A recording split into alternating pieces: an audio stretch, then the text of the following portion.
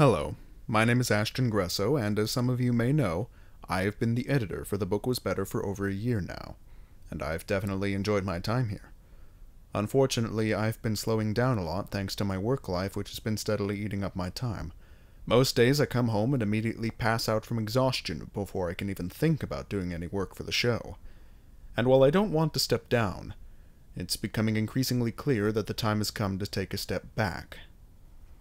This is where you come in. Kyle and I have decided to host an editing contest to see who's ready to step in as a supporting editor. If you're watching this right now and think you'd like to try your hand at this kind of work, then all you'll have to do is follow the instructions in this video. After I'm done explaining the rules, I'll begin reading my own review of the movie West Side Story, the transcript of which can be found in the video description. Your first test is to get that audio from this video. Something you may have noticed, though, is that this audio doesn't sound that great. That's because it's going to be your job to clean it up in post. Once you've done all that, you'll have until November the 14th to submit a fully edited video based on this audio with music and movie clips used at your own discretion.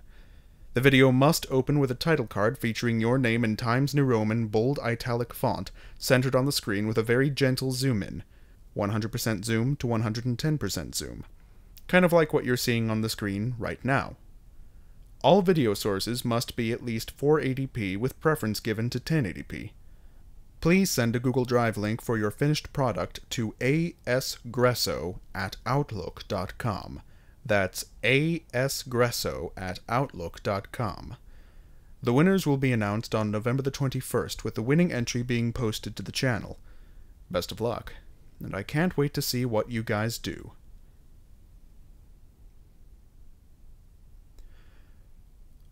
When West Side Story debuted on Broadway, it took the world by storm. This modern-day retelling of Romeo and Juliet proved to be a huge hit with audiences and critics alike, and remains that way to this day, with a very popular revival running as strong as ever. So, of course, it was only a matter of time before Hollywood got their hands on it, producing a movie that proved no less popular than the stage show it was based on.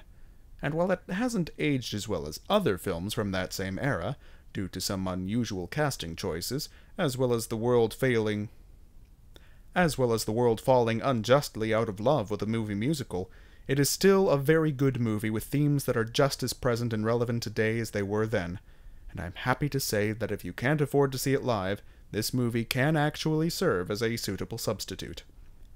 The story follows two gangs in New York. The Jets, led by the immature but charismatic Riff, are a bunch of New York kids with a collective chip on their shoulder, while the Sharks, led by the terminally sexy Bernardo, are mostly fresh off the boat from Puerto Rico. No one's very happy about that. The Jets are used to having the streets to themselves, and the Sharks aren't pleased by the reception they've been given by the so-called Land of Opportunity.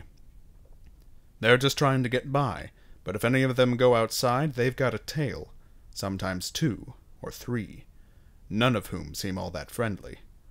Just when tensions are rising faster than ever, and an all-out war between the two gangs seems inevitable, something happened.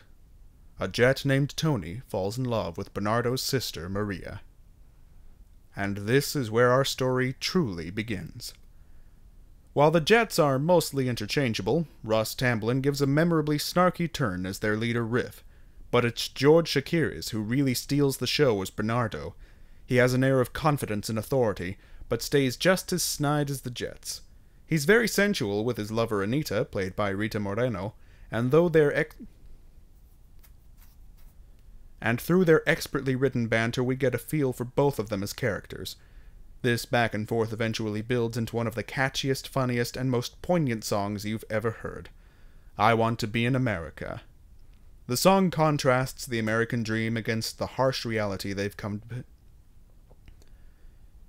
The song contrasts the American dream against the harsh reality they came to face, but despite its somber theme, there's never a somber note. The original production only had the girls performing this piece, but bringing in the men serves to tie this together with the already present banter, and brings the entire gang in for this scene, doing absolute marvels for the song as a whole. The dancing is breathtaking, especially from Chakiris and Moreno, both winning well-deserved Oscars for this film. And the song itself is going to be stuck in your head for days to come. Sadly, it can't be all roses. As previously stated, the casting is unusual. Some of the extras are downright embarrassing with noticeably fake tans, and although Natalie Wood plays Maria well enough, she's about as Puerto Rican as I am. The only thing distinguishing her from the Jet Girls is her heavy and somewhat spotty accent. Still though, Marni Nixon, whose singing voice served as a substitute for Wood's, gave one of the best performances of her not inconsiderable career. Say what you will about dubbing in musicals, but at least it makes for a damn good soundtrack. The film's flaws can easily be chalked up to it being a product of its time, but if you can look past them, West Side Story is still an incredible movie, with great acting and marvelous singing to accompany the spectacular score. The cast makes full use of the medium to present these scenes on a greater scale than any stage could offer, especially Tonight, which featured every single character in the film getting their own moment in the spotlight. With Tony-winning music and lyrics by Leonard Bernstein and Stephen Sondheim respectively, Oscar-winning direction by Robert Weiss, and a cast of powerful dancers and performers, West Side Story is a classic movie musical that has earned its place in history with no less than 10 Academy Awards, including Best Picture. If you haven't seen it by now, then you're in for one hell of a treat. I give West Side Story a damn solid 4 out of 5.